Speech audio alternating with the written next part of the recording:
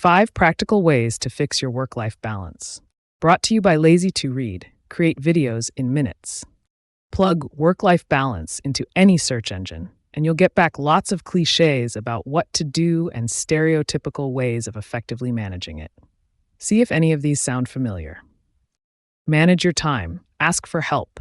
Respect working hours. Unplug. Delegate to others. Schedule personal time. Just say no.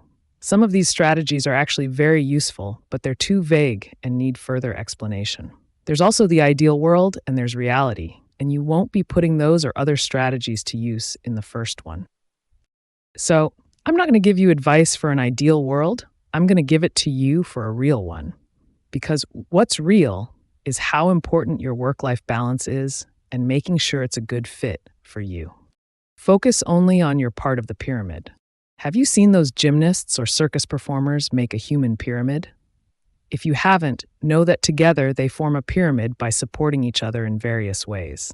By the time they've finished, the pyramid can have a lot of people. While it's amazing they do this, the important element is that each person is a part of the whole, paying attention to their balance and necessary support for others. If they think about the efforts and responsibilities of the people above or beside them, they lose focus, and the whole pyramid comes crashing down. Being an EM is very much like this. If you spend all your time focusing on everything around you, you lose sight of your own balance, and the whole system fails. I'm not saying to be selfish, but be self-aware. Managing your own balance and energy makes you a better EM, because doing so keeps you strong enough to support the pyramid. This is also an approach you should foster in your teams. Make sure everyone is conscious of their own balance. You will have a stronger structure as a result. Manage your energy levels, not hours. Setting strict working hours for yourself would be great, except for one problem. Life, and especially engineering management, is unpredictable. As an example, you might work from 9 to 1800, 9 a.m. to 6 p.m., Monday through Friday. That would probably be okay until something happens that requires more of your attention or takes longer to do than normal. Suddenly, the day is over, or you've reached the weekend, and you still have work to do. Now you're stressed about being behind or having to break your work schedule. In the end, your self-enforced structure actually causes you more stress than takes away from it. So, if your company allows flexibility, I suggest taking that option. Sometimes I work more hours per week because I have a lot going on or I'm excited about a project or task. Other times I work the minimum. It's not about the number of hours, but about how I feel. Balance is the key.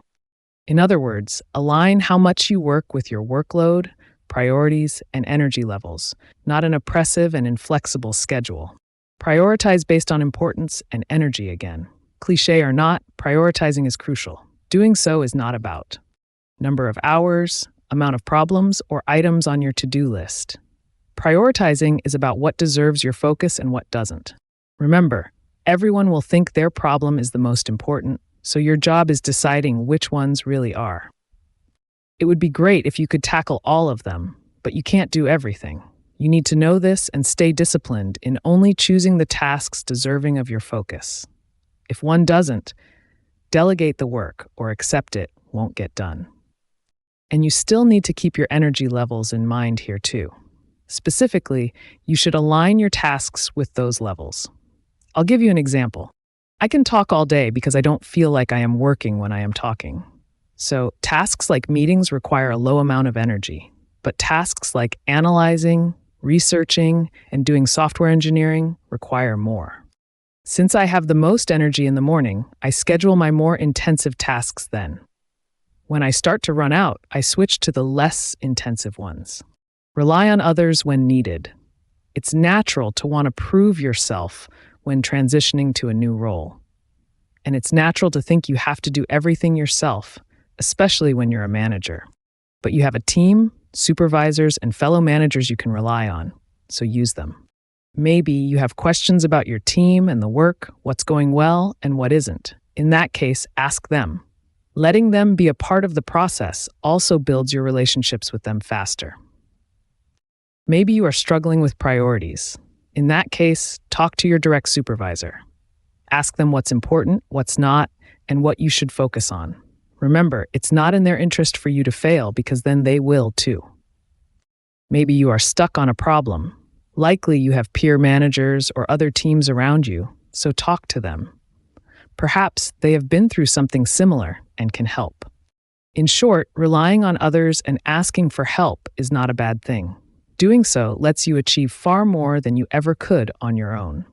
Say no and yes. In reality, saying no is not that simple. If it was, you could just say no as an EM and walk away.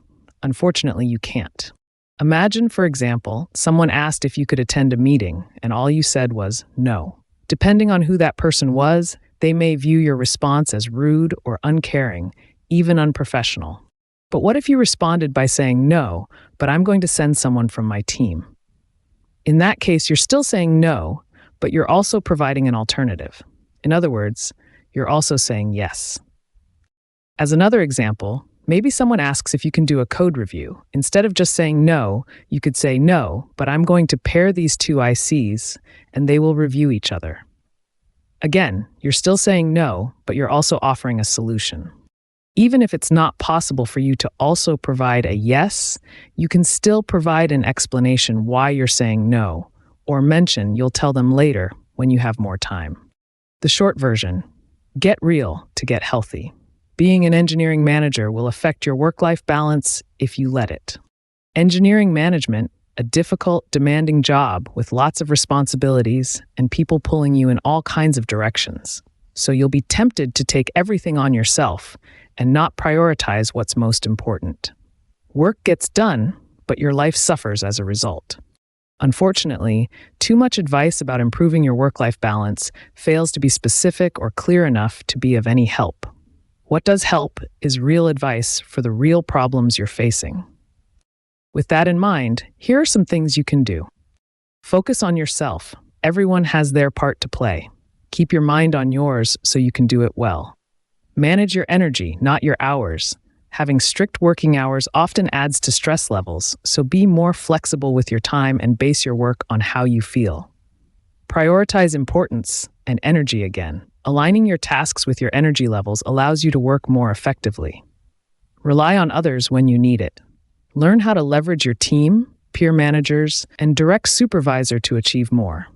Say no and yes. Saying no in the right way, such as with an explanation or offering an alternative, keeps you on track with your priorities, maintains relationships with others, and helps them with theirs. Keep in mind what you do as an engineering manager, and the strategies above are a marathon, not a sprint. Also a cliche, but useful here. In other words, don't try to do too many at once. Otherwise, you'll overload yourself the same as you would taking on too much work. As you go, you can add more in when needed, and eventually, you'll have the kind of work-life balance you want. Want more tips on leading effective software engineering teams? Scan this QR code to join the author's newsletter, where you'll discover even more tips and advice. Don't miss out on the insights that can take your journey to the next level. You can scan this QR code to follow the author on medium.com. It's a great way to dive into the original story and share your thoughts in the comments.